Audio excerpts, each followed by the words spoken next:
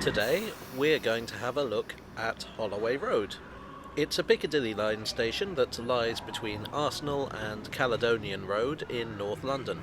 At first glance it's very similar to the other Piccadilly line stations I've looked at so far, but it does have a couple of claims to fame.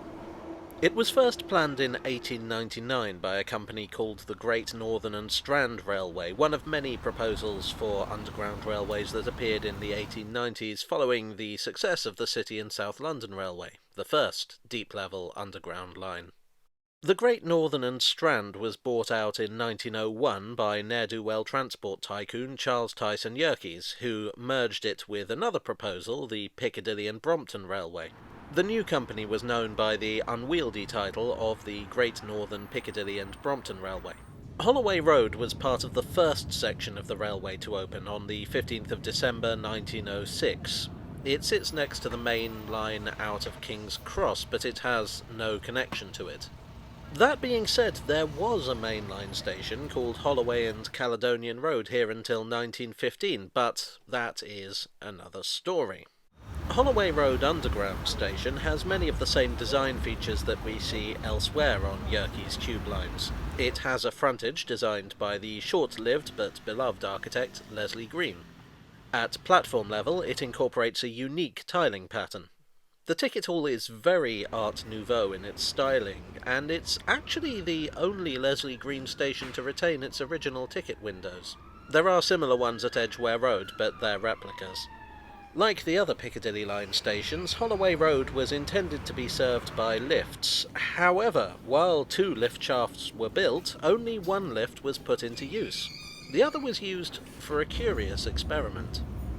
Underground Electric Railways of London, the company that now owned the line, were always interested in innovations that could speed things up, and so a gentleman named Jesse Wilford Reno approached them with an idea. With a name like that, you would expect him to be a bandit from the Wild West, but in fact, Reno was an inventor from Kansas who came up with an idea that would revolutionize mass transit all over the world. That idea was the Escalator. He'd installed the first one at Coney Island in 1891, and in 1902 he opened a company in London to sell his idea. But while the Escalator was a great invention, Reno wanted to take it further. His particular goal was to invent a spiral escalator. The idea behind this was that it could be installed in pre-existing lift shafts, enabling older buildings to be adapted. In 1902, with the help of fellow inventor William Henry Aston, he succeeded. The prototype was demonstrated at Earl's Court Exhibition that year, and Reno offered a demonstration model to the Underground free of charge. So it was built into the second shaft at Holloway Road. It took the shape of a double helix. Although it was tested and found to work, it was never put into public service. I haven't been able to find a definite specific reason, but the most commonly cited suggestion is safety concerns. So the escalator was dismantled, and the lift shaft remains out of use to this day. Some remains of Reno's invention were found at the bottom of the shaft in 1992 and are now in the London Transport Museum's collection. Holloway Road spent most of its life as a suburban commuter station, like so many others on the Underground. But in 2006, a twist of fate would bring it new importance. That year, the Emirates Stadium opened a short distance away. This was the new headquarters of Arsenal Football Club, and meant that, ironically, Arsenal was no longer the best station for fans going to the game. In 2007, the station underwent refurbishment, but things could have been more radical. As a condition of the Emirates Stadium moving in, £5 million were set aside for upgrades to enable Holloway Road to cope with the crowds. It was a station in no way able to handle large numbers of passengers. Only 1 lift, remember?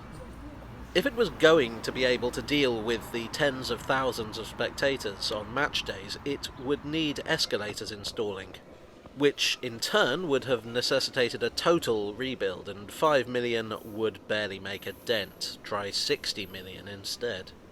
Therefore, spectators are routed to Highbury and Islington and Finsbury Park stations, which are further away, but much bigger. Eastbound trains don't stop at Holloway Road on match days, and the station becomes exit-only. All in all, it's a shame they couldn't get that spiral thing sorted out, really, isn't it? Hello all, I hope you enjoyed this swirly tale from the tube. If you did, I understand there's some sort of like button that you can click on to show your appreciation, and I'm even told that you can subscribe for more content like this.